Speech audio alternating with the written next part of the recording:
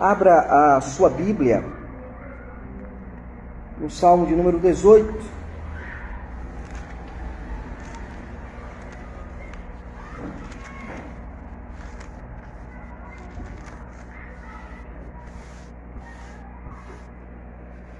Salmo 18, versos de 1 a 19.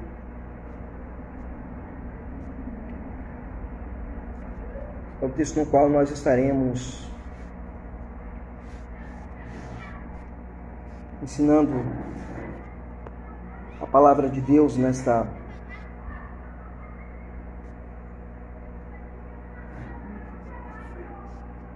manhã.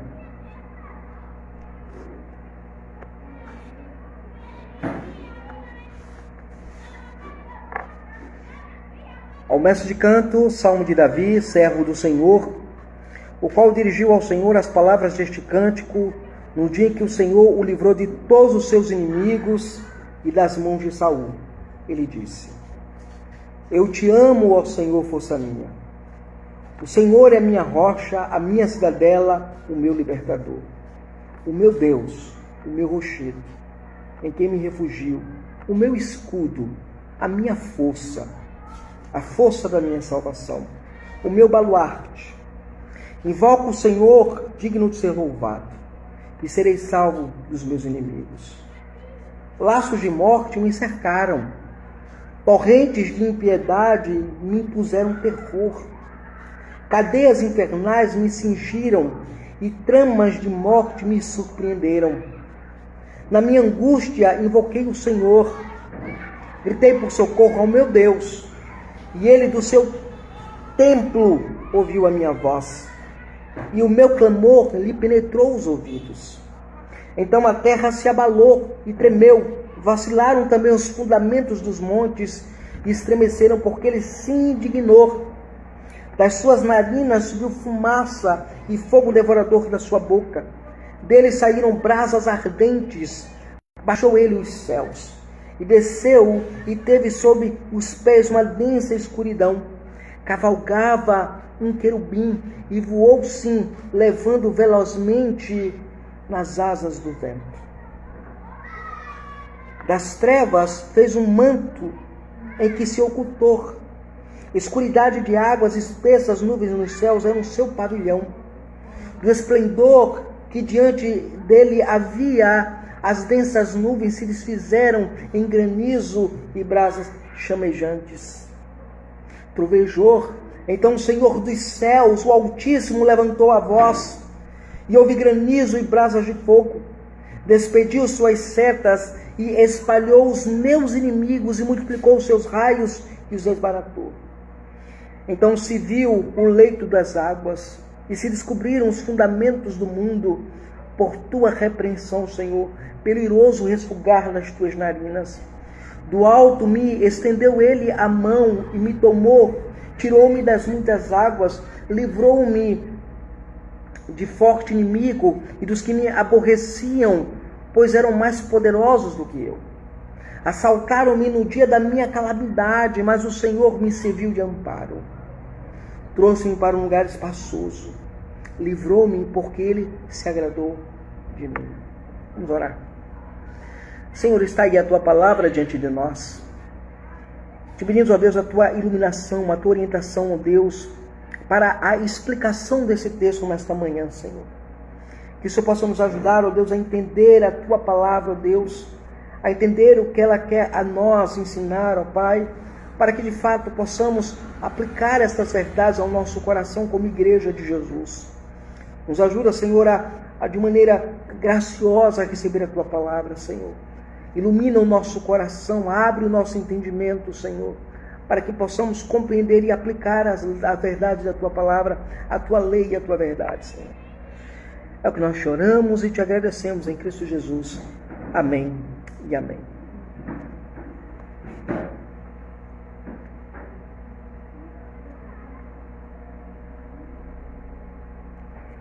Pois bem, irmãos, o Salmo 18 é um salmo muito interessante para a nossa vida como igreja do Senhor. É um dos poucos salmos que eu diria que aplicam as verdades da vitória de Cristo, da ação do Senhor sobre a vida dos ímpios, mas também de uma mensagem redentiva ao povo pactual, ao povo de Deus. O contexto desse salmo pode ser encontrado em vários textos, por exemplo, o texto de 2 Samuel, capítulo 22, versos de 1 a 5, Êxodo, capítulo 15, versos de 1 a 18, Juízes, capítulo 5, né? É um cântico de vitória. Na verdade, este salmo ele é colocado como sendo um cântico de vitória, um cântico em que de fato o Davi ele coloca como Deus dando a ele a vitória de todos os seus inimigos e todos aqueles que perseguiam. E o simples lembrem do salmo é muito claro na abertura do salmo. No verso 1 ele diz: ao mestre de canto, o salmo de Davi, servo do Senhor, o qual ele dirigiu ao Senhor as palavras deste cântico no dia em que o Senhor o livrou de todos os seus inimigos e das mãos de Saul. E ele disse: algumas notas importantes precisam ser destacadas nesta apresentação da situação vivencial em que o salmo foi produzido. A primeira verdade é que ele é um salmo litúrgico. Como assim, pastor? O que é um salmo litúrgico? É um salmo feito para ser cantado no culto. Está aí logo no início do verso, ao mestre de canto. É um salmo dirigido àquele que conduzia o cântico no Antigo Testamento, conduzia o culto, a adoração do louvor naquele momento. A segunda informação que você precisa ter no seu coração é a autoria do salmo. O salmo, de maneira inequívoca, deixa bem claro que é um salmo de Davi. Ele usa a expressão salmo de Davi. Então, quando ele coloca essa ideia, mostra que a autoria do salmo de fato é Davi. E aí, na terceira informação, ele vai dizer em que ocasião este salmo foi escrito. Quando foi que Davi escreveu o salmo, pastor? Quando ele dirigiu ao Senhor no dia, ele dirigiu ao Senhor o quê? As palavras deste cântico. E aí outra informação importante. Ele não é apenas um salmo, ele é um cântico. Por que essa informação ela é importante para nós? Porque no Novo Testamento, o apóstolo São Paulo, quando ele vai escrever a sua carta a Colossenses e a sua carta a Efésios, ele vai dizer que a igreja deve louvar a Deus com salmos, cânticos e hinos espirituais. E algumas pessoas, elas pensam que ele se refere a 3 categorias de música. Seria o salmo, um salmo bíblico, o hino seria o hino do inário, como se canta geralmente na igreja, e cânticos espirituais seriam esses corinhos que as pessoas cantam. Na verdade, essa é uma deturpação do que Paulo está ensinando. Você percebe nesse texto, na abertura desse texto, que a palavra salmo e a palavra cântico são usados um pelo outro. Então o que Paulo está dizendo assim: cantem com salmos, cantem com saltério ao Senhor. Isso é uma nota importante que a gente precisa considerar. E aí ele apresenta a ocasião, como surgiu este salmo. Ele vai dizer ainda no início, no prefácio, ele diz assim: no dia em que o Senhor o livrou de todos os seus inimigos e das mãos de Saul. Então o contexto, ele é o contexto em que Saul persegue Davi de maneira a querer trucidá-lo, matá-lo, porque ele queria continuar no trono, e Deus havia transferido o trono de Saul para Davi. Isso é muito claro em 2 Samuel capítulo 22. Em Êxodo capítulo 15, versos de 1 a 18, é mostrado a preeminência daquele que louva a Deus, aquele que exulta a Deus, aquele que glorifica a Deus, que tem um cântico de vitória, quando o povo de Israel, ele canta a vitória do Senhor. E Juízes 5 também menciona o cântico de um cântico de vitória lá presente neste texto. Olha que coisa interessante. Esse salmo ele foi composto por Davi em sinal de gratidão às muitas batalhas que ele sofrera, às muitas guerras que ele havia enfrentado, mas que ele havia agora alcançado o livramento do Senhor. Por isso, o tema da nossa exposição nesta manhã será o Deus poderoso e libertador do seu povo. O Deus que é poderoso e libertador do seu povo.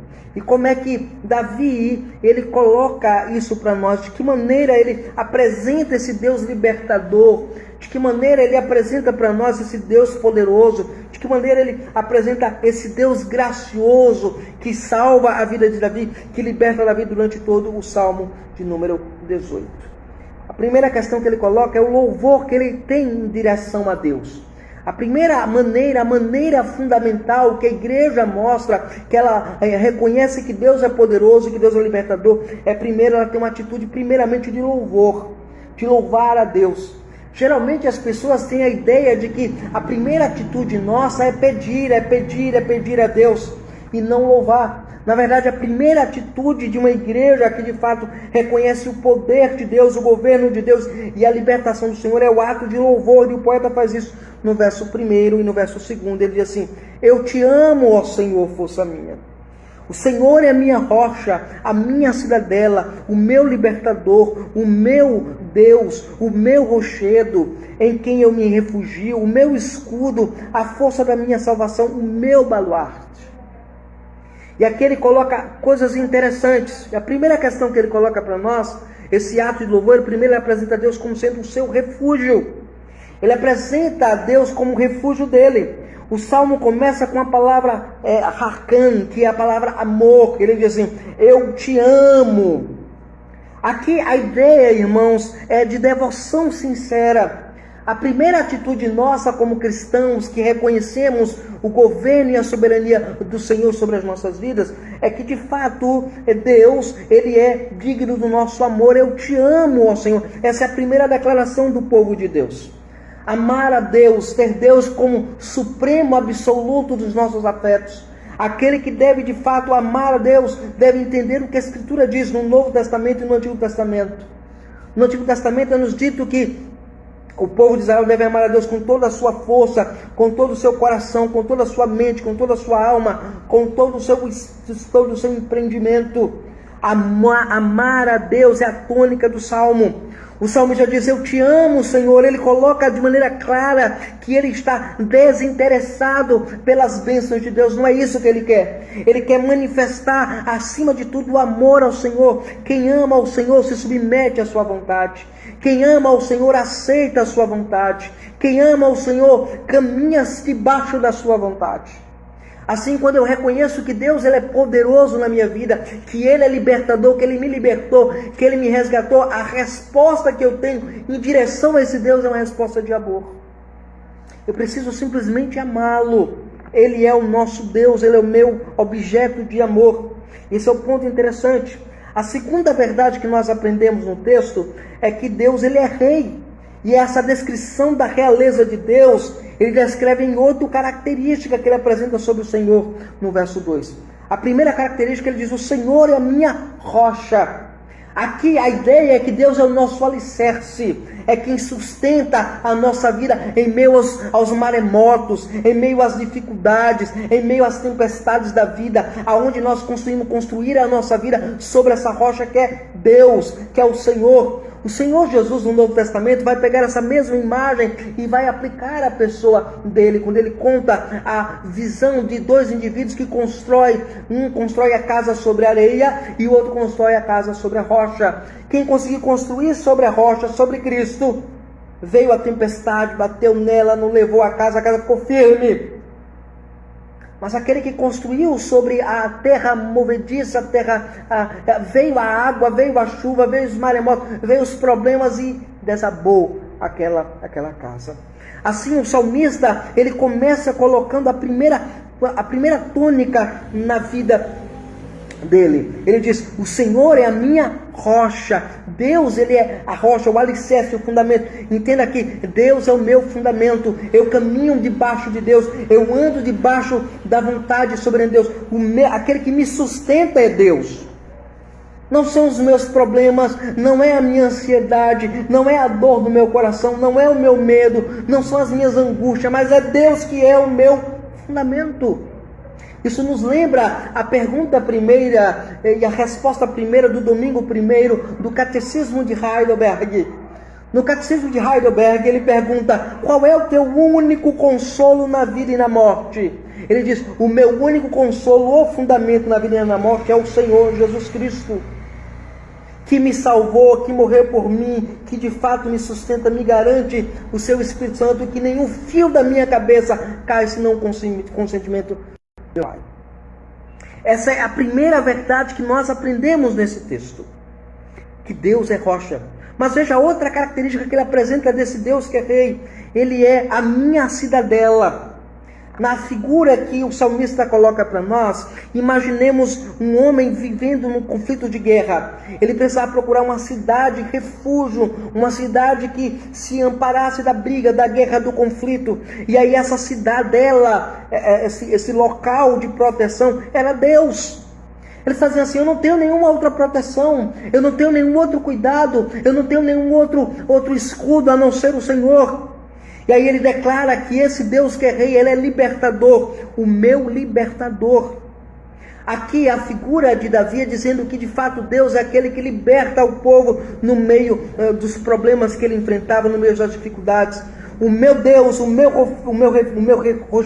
rochedo em quem me refugio, ele é o meu escudo, a força da minha salvação. Quando ele coloca Deus como escudo, ele está lembrando a Israel que Israel não dependeria e não deveria depender do poder bélico, do poder do exército. Porque Israel era a única nação que tinha poucos escudos. Porque ela não trabalhava com a arte do ferro. Ela era uma sociedade praticamente agrícola, dependente do Senhor.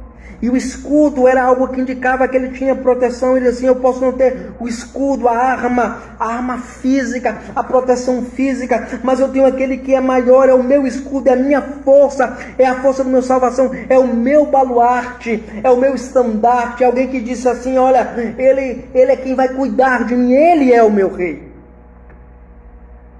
Então Davi, ele coloca para nós o ponto fundamental do louvor. O ponto fundamental do louvor é reconhecer que Deus é o nosso refúgio. E segundo, reconhecer que Deus é o nosso rei.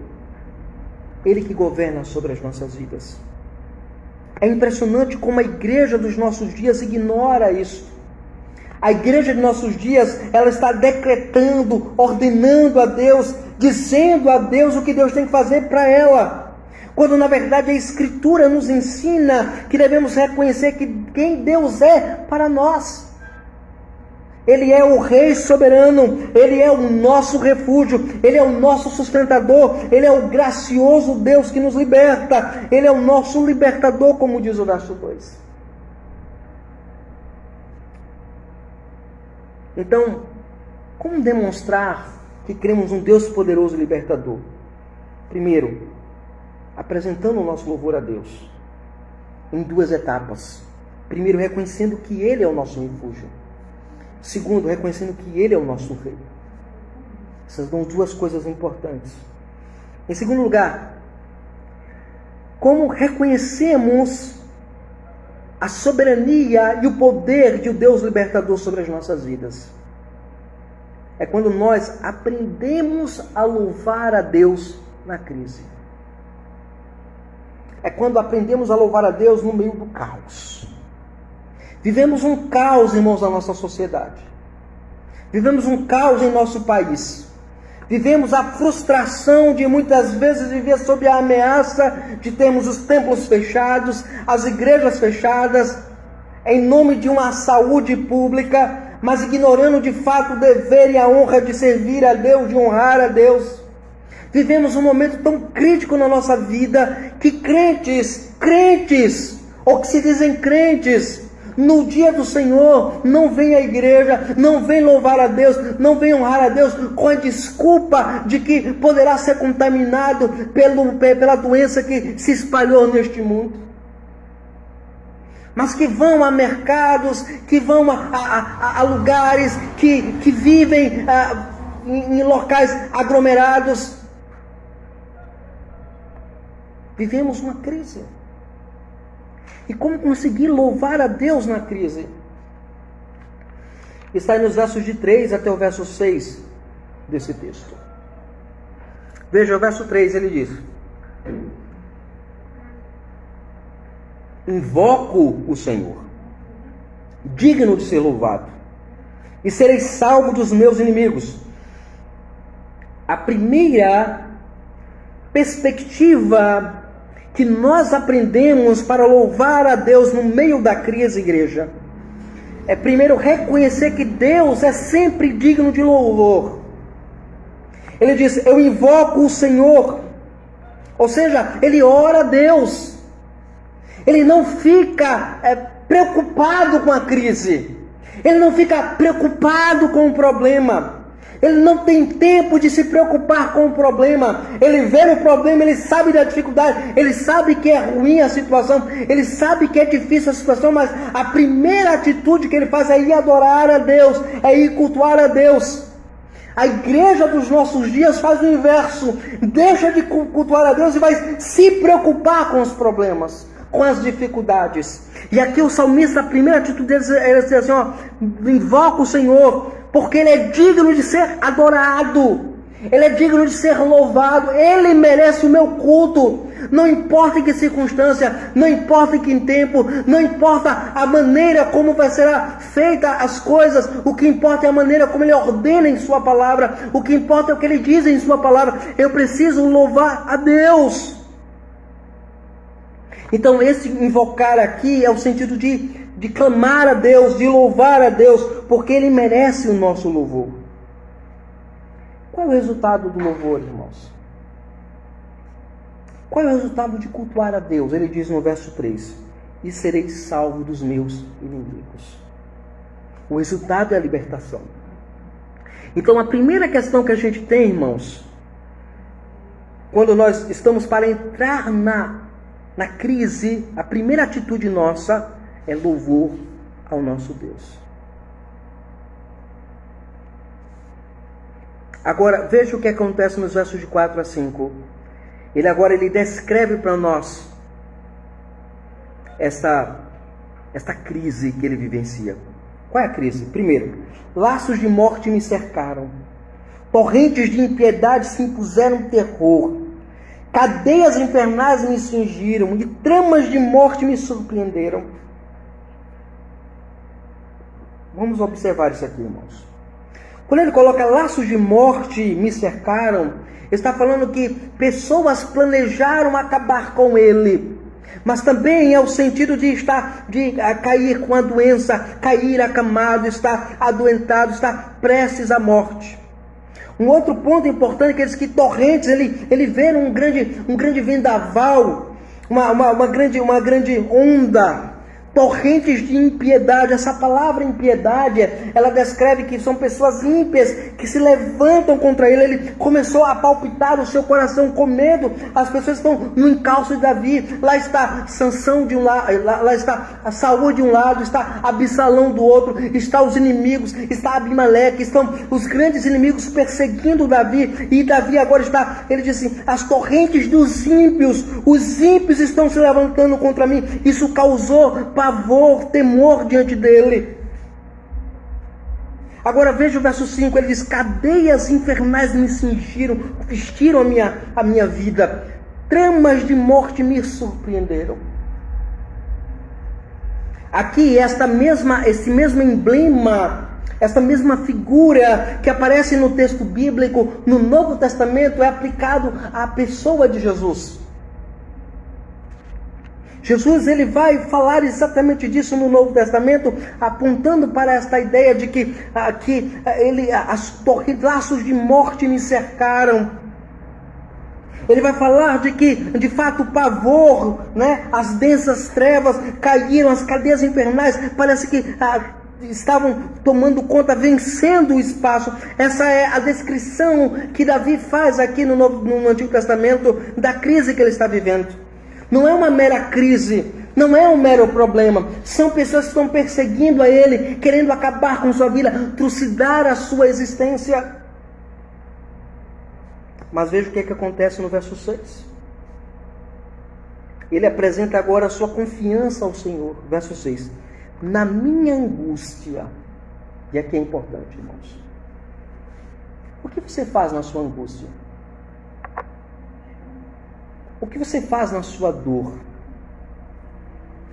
O que você faz na hora em que a angústia toma conta do seu coração? Medo, pavor.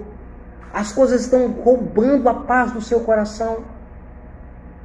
As coisas estão lhe sequestrando a alegria, lhe roubando a esperança, lhe roubando a perspectiva de dias melhores. Parece que nós olhamos para o problema da Covid, por exemplo, e pessoas estão traumatizadas. Pessoas estão ansiosas, estão depressivas, estão angustiadas e parece que o temor tomou conta do coração delas e a gente fica perguntando o que é que elas vão fazer com a vida delas. Qual é a sua atitude quando a angústia bate na porta do seu coração? O que é que você faz? Você abre a boca e praqueja dos céus? Você abre a boca e reclama da providência do Senhor? Ou você tem a atitude que Davi teve? Davi fez assim: eu invoquei o Senhor e gritei: Senhor, socorre, meu Deus, tenha socorro, manifeste socorro para comigo. A atitude de um crente na hora da angústia é dobrar o joelho, é orar ao Senhor, é invocar ao Senhor, é clamar pelo socorro do Senhor, é buscar o conforto e o consolo de Yahvé, do Deus da aliança, do Deus pactual. E a Escritura, de maneira inequívoca, nos diz o seguinte, no verso 6: Ele, Deus, do seu templo, ouviu a minha voz. Sabe o que é que nós aprendemos aqui? Que Deus escuta as nossas orações. O meu clamor lhe penetrou os ouvidos. Um coração angustioso, um coração em angústia, um coração mergulhado pela angústia, quando sinceramente dobra o joelho e invoca ao Senhor, clama ao Senhor, Deus, Ele ouve o coração abatido, Ele ouve o coração aflito, Ele ouve o coração que está triturado, moído pelos problemas, pelas dificuldades e pelas angústias da vida. Ele está a ouvir as nossas orações, sim.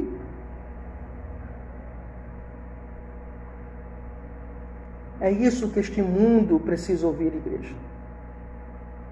Que Deus, Ele escuta as nossas orações.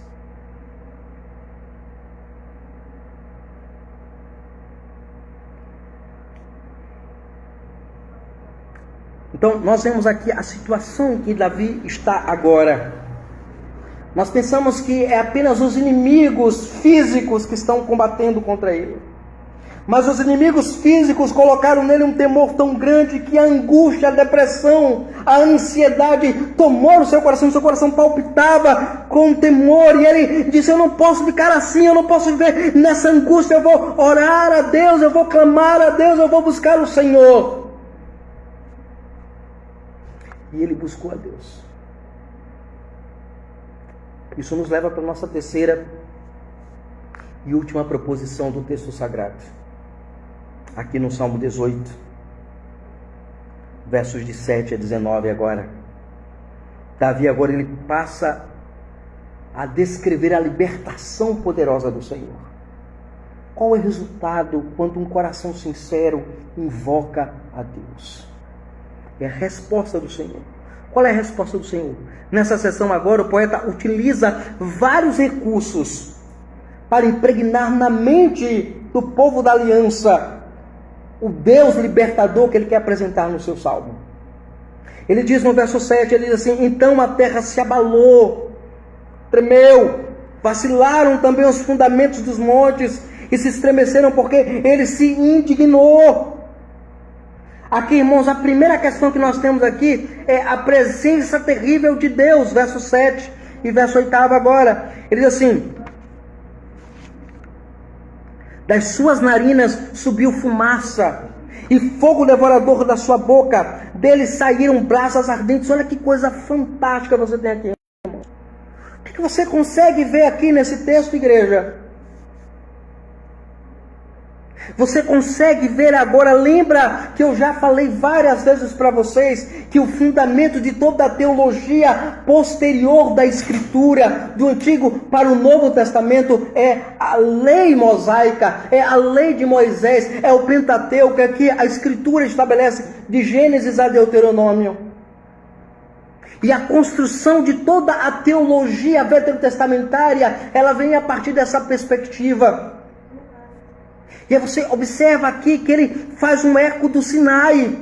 Se você, por exemplo, for um crente que gosta de ler o Antigo Testamento, você vai voltar lá para Êxodo, capítulo 19, e você vai ver no momento em que Deus manda Moisés subir no templo, subir no monte, para receber a lei de Deus, e é visto lá trovões, né? Os montes se abalam, se estremecem, os fundamentos dos montes e se estremeceram. Porque ele se indignou, ele levantou-se em sua ira. E é claro, ele traz um eco do Sinai, dos 10 mandamentos, da doação da lei, daquilo que guia a vida do povo, daquilo que orienta a vida do povo, aquilo que expressa a vida piedosa do povo do pacto. Há pessoas que pegam a lei de Deus e desprezam, jogam ela fora. Mas a lei de Deus, irmãos, o decálogo, a lei do Senhor, ela nos é dada como normativa, não para a redenção, não para a salvação, mas para uma vida piedosa de santificação, porque ela me leva até os pés do Calvário. Nós aqui ignoramos isso. Agora, veja, esse eco do Sinai é muito gritante no texto. Ele diz que das suas narinas subiu fumaça, fogo devorador da sua boca saíram brasas. Esta imagem é a imagem todinha que você vê nesta cena. Lembra que isso aqui é uma poesia, é uma maneira poética de descrever a ação soberana de Deus. Neste caso de manifestar juízo àqueles que perseguiam Davi no Sinai. É uma manifestação graciosa de Deus em dar a lei. Então, o que o poeta faz, irmãos, é pegar o reflexo do Antigo Testamento, nos primórdios do Antigo Testamento, e trazer para a sua poesia. Isso não é muito incomum na Escritura. Se você estuda o Antigo Testamento, você vai descobrir exatamente esta maneira como os autores do Antigo Testamento e do Novo Testamento fazem sobre isso. E isso é importante a gente considerar de maneira fantástica, como aparece no texto. A segunda verdade que nós aprendemos aqui nesse texto, nesse bloco aqui, irmãos, é que ele vem sobre as nuvens, versos 9 a 11, olha o que diz o texto. Verso 9 e verso 11. Baixou ele os céus, desceu sobre os seus pés, desceu, e teve sobre os seus pés densa escuridão. Cavalgava um querubim e voou. Sim, levado velozmente nas asas do vento. Das trevas fez um manto e se ocultou na escuridade das águas espessas. Nuvens dos céus eram o seu pavilhão. Ele apresenta a figura de um guerreiro. Lembra que nós estamos falando do Deus que é poderoso e do Deus que é libertador. Para ele libertar Davi, ele usa a figura de um guerreiro. E a figura da nuvem em toda a Escritura é uma figura emblemática que nós precisamos aprender a estudar a teologia bíblica dentro dessa perspectiva. Veja, você lê na Escritura que a figura da nuvem ela tinha funções específicas. Lembre-se que quando Israel é tirado do Egito, Israel ele caminha durante de dia e de noite. Durante o dia uma coluna de quê? De nuvem sobre o povo. E à noite uma coluna de fogo sobre o povo, para que ele pudesse ter condição de caminhar e andar, não se cansar. A coluna de nuvem indicava proteção do Senhor, a coluna de fogo indicava a direção do Senhor. Então veja, Davi conhecia tão bem o Antigo Testamento, que ele encaixa na sua poesia essa visão que ele tem da sua leitura do Antigo Testamento. Só que ele faz o seguinte, ele coloca Deus como um guerreiro. Sim, como Deus é o guerreiro no texto, pastor. Verso 9, ele diz, baixou ele os céus, como se fosse a porta do seu palácio para sair. E desceu, e teve os pés uma densa escuridão. Aquele manto vermelho que você coloca para o rei que ia guerrear, batalhar, que era estendido para que ele caminhasse aqui, ele coloca como aquele tapete, como fosse as próprias nuvens do céu, a escuridão densa. Imagine um dia chuvoso, quando está para cair um grande toró de água. O que nós fazemos? Nós olhamos para o céu, está todo negro. Essa densas trevas que aparecem, a densa escuridão que aparece.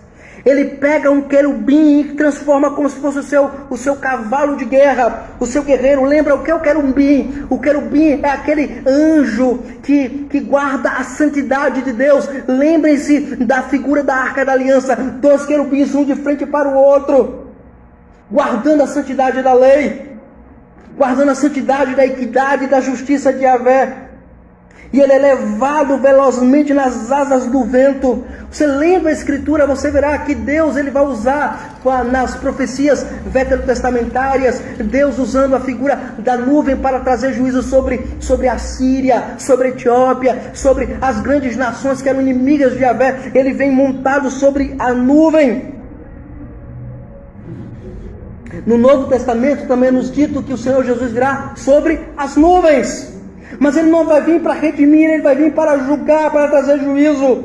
Aqui no texto ele vem trazendo juízo sobre os inimigos de Davi, mas para proteger Davi, para cuidar de Davi, para defender Davi. Davi consegue olhar o Deus libertador nessa figura emblemática de um guerreiro, que ele veste o seu manto da realeza, se oculta na escuridade das águas espessas. Nuvens dos céus eram o seu pavilhão. Ele vê um guerreiro que está com seu pavilhão sobre a mão, né? E você tem um manto, como se fosse uma bandeira, o pavilhão, indicando a sua soberania, o seu poder, o seu governo sobre o mundo. Essa é a figura poética que ele usa aqui no texto. A terceira figura que ele coloca aqui, irmãos, ele coloca Deus como a primeira figura aqui. Nós já vimos a figura que ele invoca do Sinai. A segunda figura é a figura de um guerreiro que sai para batalhar, para guerrear. A terceira figura que ele coloca, Deus é o Rei majestoso. Está nos versos de 12 até o verso 15. Ele diz: do esplendor que diante dele havia, as densas neves, nuvens se desfizeram, em granizo e em brasas chamejantes. Trovejou. Então o Senhor dos céus, o Altíssimo, levantou a voz, houve granizo e brasas de fogo. Despediu as suas setas e espalhou os seus inimigos. Ele multiplicou os seus raios e os desbaratou. Então se viu o leito das águas e se descobriu os fundamentos do mundo. Pela tua repreensão, Senhor, perigoso resfogar das tuas narinas. Agora o salmista ele apresenta o Deus que é majestoso, que ele vem e na presença dele as trevas se desfazem. Ele é luz plena, ele é aquele que de fato age conforme a sua graça, conforme a sua libertação. Ele é aquele que diz o texto que o Altíssimo ele levanta a voz e tudo se derrete diante da sua presença.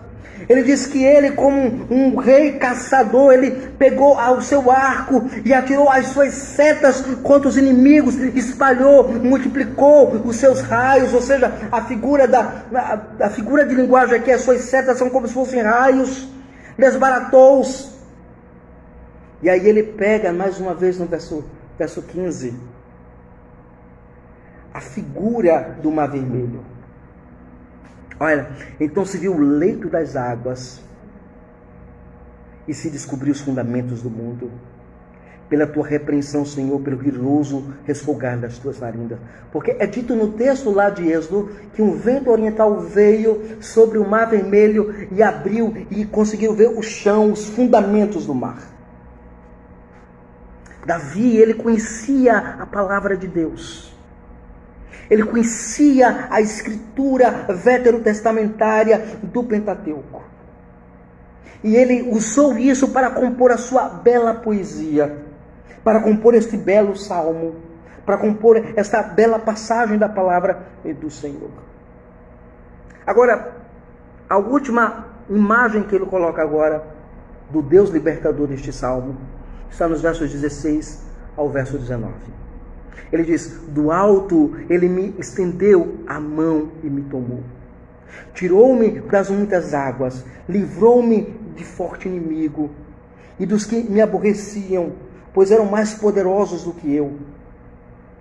Assaltaram-me no dia da minha calamidade, mas o Senhor me serviu de amparo, trouxe-me para um lugar espaçoso, livrou-me porque ele se agradou de mim. Aqui agora, Davi, ele apresenta a Deus como o Senhor que salva o seu povo. Aqui Davi, ele coloca para nós que ele, o que Deus, a experiência que ele tem, a experiência de redenção. Primeiro ele diz, Deus ele não está tão longe que ele não possa ver a sua dificuldade, o seu problema, os seus traumas, a sua angústia, a sua dor, os seus problemas, aquilo que de fato você tem vivenciado, os seus pecados que parecem não serem perdoáveis. Mas Deus ele é perdoador, ele se move em direção aos que sofrem. Diz o texto que Deus ele livrou de maneira graciosa do forte inimigo Davi, dos que aborreciam Davi, pois eram mais poderosos do que Davi. Davi reconhece o poder bélico dos seus inimigos, mas ele sabe que Deus é o Deus libertador da vida dele, porque esses indivíduos eles eram maldosos, terríveis, porque atacaram, trucidaram Davi no dia da calamidade de Davi, no dia que Davi estava sofrendo, disse Davi. Mas o Senhor foi o amparo dele. E qual foi a ação de Deus em ser o amparo de Davi? Primeiro, trouxe Davi para um lugar espaçoso, onde ele poderia ver tudo o que ele precisava. Diz o texto que Deus ele livrou a Davi porque se agradou de Davi. Não é que havia alguma bondade em Davi, igreja, mas que Deus demonstrou graça para com Davi. Esse é o sentido do texto. Deus demonstrou a graça imerecida a Davi. Deus demonstrou a graça imerecida a um pecador, a alguém que de fato não era digno de redenção, mas Deus decidiu salvar. Diante disso, o que nós podemos aprender desse texto e levar para a nossa vida como igreja de Jesus, irmãos? Algumas verdades nós podemos aprender desse texto e aplicar às nossas vidas como igreja do Senhor. A primeira verdade, irmãos, é que toda a nossa vida cristã ela deve servir como um único propósito de viver a nossa vida para a glória de Deus. E uma das maneiras que nós demonstramos essa glória de vida, de objetivo de vida, de fato, é o amor a Deus. Ame sempre ao Senhor, de toda a tua força, de toda a tua alma, de todo o teu entendimento. Ame o Senhor. A segunda verdade que nós aprendemos, irmãos, é reconhecer que Deus, ele é o único que deve ser louvado. Não importa o que os homens digam, não importa que os homens nos proíbam de vir cultuar a Deus, não importa se os homens estarão dispostos a roubar de nós a esperança do culto, a certeza da adoração, a certeza do louvor a Deus. O meu papel como crente é louvar a Deus, porque Deus merece ser louvado. Em qualquer circunstância, no dia da bonança e no dia da escassez, no dia da saúde, no dia da doença, Deus, ele merece, ele é digno de ser louvado. Não deixe que ninguém roube isso do seu coração. Não deixe que ninguém sequestre isso da sua vida. Deus, ele é digno de nosso louvor. Por fim, irmãos, viva a sua vida confiando no Deus que libertou você. Deus, ele é o seu libertador. Foi Ele que libertou você. Foi Ele que trouxe você aos pés da cruz. Viva para o seu libertador. Viva para Cristo. Viva para o Senhor. Viva para a glória do Senhor. Viva debaixo da confiança de que Deus, ele tem cuidado de você na hora da angústia, na hora da depressão, na hora da ansiedade, na hora dos dilemas, das lutas, dos lutos. Deus, ele é o nosso amparo e a nossa fortaleza na pessoa bendita do Senhor. Que Jesus Cristo seja o centro da nossa vida. Que Jesus Cristo seja o nosso consolo nas horas mais duras da nossa vida. Que Deus possa aplicar isso em nossos corações, para a glória de Deus somente. Amém. Vamos orar. Senhor, obrigado a Deus, porque nesta manhã, Senhor, nós ouvimos a Tua palavra. Aplica a Tua palavra em nossos corações, Senhor. Que ela possa servir, ó Deus, de alimento para a nossa alma, Senhor. Que ela possa, de fato, ó Deus, frutificar, ó Deus, em nossa vida, ó Deus.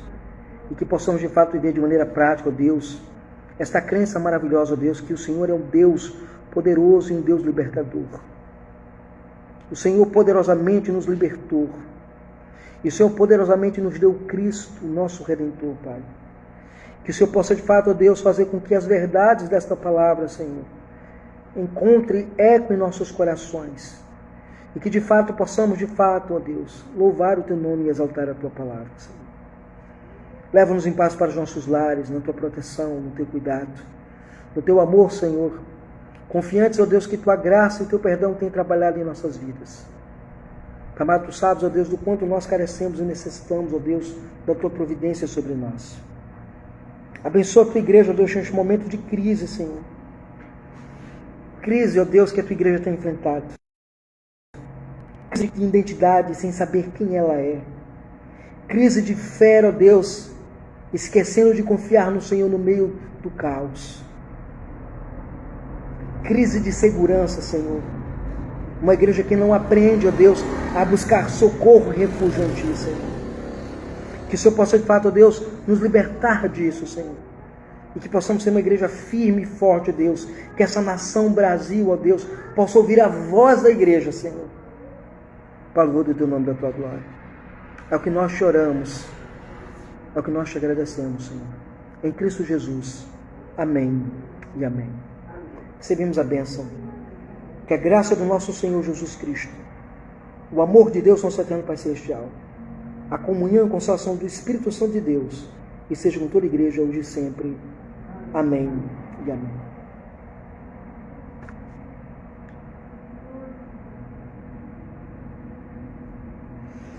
Irmãos, como é de praxe, né? Na pregação do domingo pela manhã, nós abrimos espaço para alguma dúvida, alguma pergunta sobre o que nós ouvimos nesta manhã, para que nós possamos, de fato, de alguma forma, aplicar melhor a palavra de Deus ao nosso coração. Então, perguntas, colocações, fiquem à vontade. Esse salmo dá alguma vez no filme de efeitos especiais. Sim. As colocações que ele faz, eu achei interessante, assim, quando coloca. Ele faz uma ilustração, né? Sim. Quando ele coloca assim, das tuas narinas, sobre fumaça. Sim. Dele saíram brasas da tua boca, e fogo devorador da tua boca, dele saíram brasas da tua boca. Fico imaginando na cabeça da mulher como deve ser essa imagem, né? A figura parece uma figura de um dragão, né? Isso, exatamente. A figura de um dragão. Fogo da sua boca, quando fala. Baixou os céus e desceu sobre os pés da escuridão. Assim, cavalgava o grande fogo, levado pelas vezes nas asas dos ventos. É uma poesia, né? Sim. E a gente pensar nisso, assim, como na essência mesmo, quando fala também, que no esplendor dele havia as bênçãos luzes que se fizerem verniz e bravas, coisas assim, fazendo um cenário de caos, né? Sim. De quando Deus falasse, assim, tipo, o super-homem, né? Sim. Então, é bem interessante isso. Agora, trazendo também para o contexto que Davi vivia, quando ele fala da sua fraqueza, da dificuldade, do pavor que era ele estava sendo perseguido. Sim. E eu fico pensando assim, que se nós analisarmos o que ele vivia, era muito além do que a gente pode imaginar ou vivenciar. Uma das coisas que nos angustiam, né? Sim. Ele estava sendo perseguido para morrer mesmo. Sim. A gente não percebia assim, nunca me vi, não. Na verdade, Davi está sofrendo uma perseguição onde as pessoas queriam tirar a vida dele. E não era uma pessoa só, né? Não era uma pessoa só. Eram vários inimigos, né? Você vai ter aí, no contexto, né? Como eu falei, você vai ver os contextos. Você vai ter lá Saul, que queria tirar a vida dele. Você vai ter Absalão, que queria tirar a vida dele. Por que Saul queria tirar a vida dele? Veja bem, quando Saul ele vai lutar com uma nação de amalequitas, Deus manda Saul matar todo mundo, não ficar ninguém. Saul ele mantém vivo Agag e os bois, os jumentos, porque eram coisas despojos de guerra. E ele achou muito bom e disse que pegou os despojos de guerra, que não era para pegar nenhum despojo de guerra, e foi apresentar ao sacerdote, né? E aí Samuel olhou para ele e disse assim: olha, você não obedeceu a Deus. Não, mas aqui é para dar oferta ao Senhor. Você não obedeceu a Deus. Deus não quer sacrifício. Deus quer obediência. Então foi lá Samuel e matou Agag, cumpriu a vontade do Senhor. E a palavra do Senhor veio a Samuel dizendo assim: eu vou rejeitar você, Saul. Você não será mais rei sobre minha presença. E aí Deus manda com que Samuel vá até a casa de Jessé, e nós conhecemos a história. Então Deus unge Davi, Saul fica sabendo que o novo rei quem é? Davi. E aí ele enciuma de Davi e vai assim: Davi não vai tomar o meu trono, e ele decide perseguir Davi. Esse é o ponto. Já Absalão, qual é o problema de Absalão? Davi, e por isso que é importante a gente ler o Antigo Testamento. Por isso que é importante a gente ler o Antigo Testamento. Davi, ele tem muitos filhos. Mas assim, ao tempo, quando ele trouxe para viver, ele não tinha família. Como? Quando o profeta Samuel foi até a casa de Jessé, né, para escolher um menino para ser o rei, Sim. ele não tinha família. Quem não tinha família? Davi. Davi não tinha família, porque ele vai casar com a filha de Saul. Ela cansa, porque lembra lá que Saul começa a ficar atormentado, Davi é levado para o palácio, começa a tocar, Saul começa a dormir, ter paz de espírito, porque Deus mandou um espírito maligno sobre Saul, a gente conhece a história. E aí Mical se apaixona por Davi, Davi se casa com Mical, e aí numa noite Saul fica sabendo que Davi ia ser o novo sucessor do trono, e ele manda matar Davi. Aí Mical faz com que Davi fuja pela janela, e tem todo um cenário bem interessante nessa narrativa. Já no caso de Absalão, o que acontece com Absalão? Davi tem vários filhos, entre eles está Tamar e Amon. Tamar é uma moça, Amon é um jovem, que vai seguir o conselho dos jovens e não dos mais velhos. E ele se apaixona pela irmã, ele quer a irmã a qualquer custo. E o que acontece? Ele vai falar para ela. Aliás, ele fala para uns colegas. Os colegas: não, faz o seguinte, finge que está doente, pede para tua irmã, né, Tamar vir assar uns bolos para você, e lá você estupra ela. E aí o rei vai forçar você a casar. Ele prontamente fez isso. Estuprou a irmã.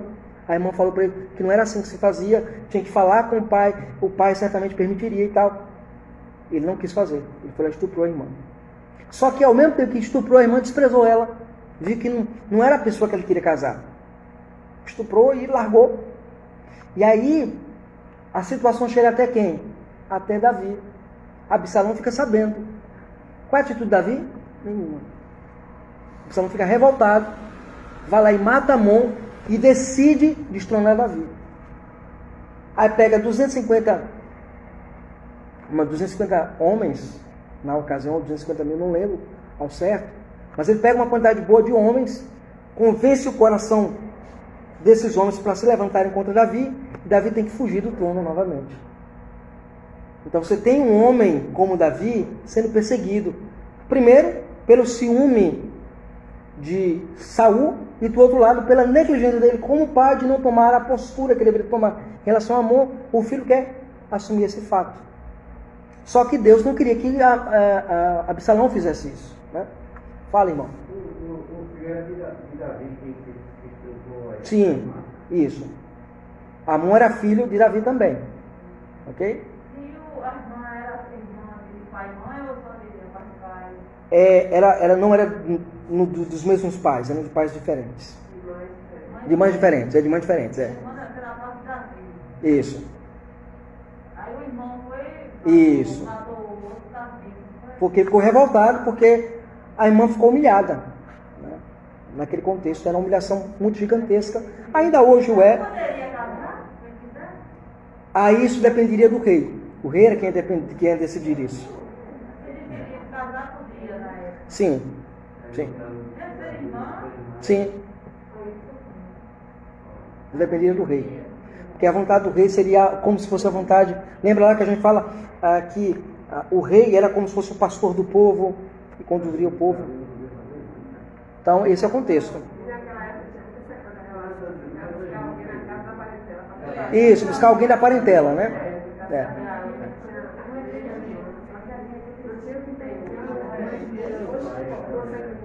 Hoje não, né? Hoje não há essa possibilidade. Alguma outra pergunta, gente?